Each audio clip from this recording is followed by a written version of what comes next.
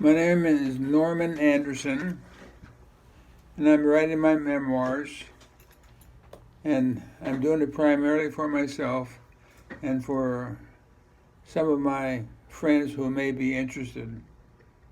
And again, I'm doing it for myself to pass the time and also to keep my mind working a little bit.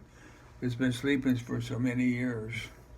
So I'm starting out with in about 4 or 5 chapters. My first chapter is when I was born and going up until through grammar school, and then the second chapter is during World War II, and then the third chapter is my overseas experience. No, when I went to I don't know what in the hell that third chapter is about, but I think it might be my overseas adventure. Then after that is when I got to pick my nose, and then my when I got home, and then I got married, and So try this for me.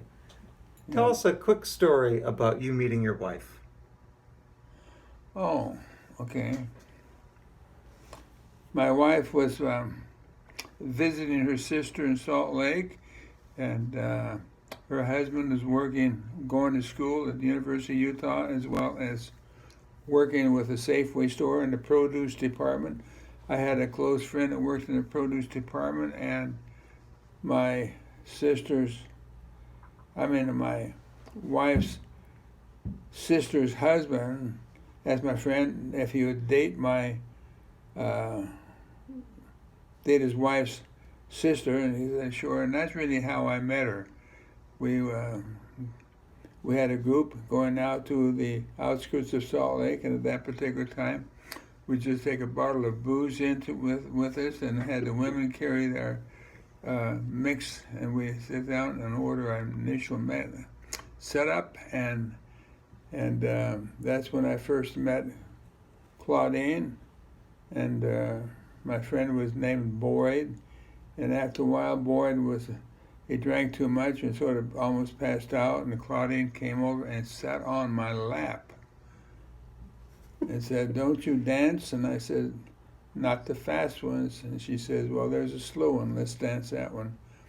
So that's the way it was, and later on we started dating, and she got into my knickers, and I said, "Wow."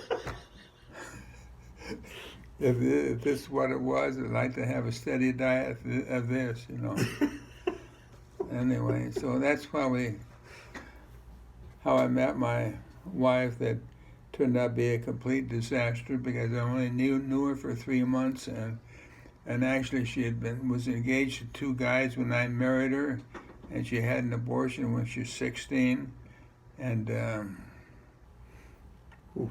and she didn't care for sex at all. And I told her marriage was a compromise. I like to have sex every night. So we got a compromise. We'll have it every other night. And she said, "No way, Jose." All right. She said, "Away." Why don't we stop this one?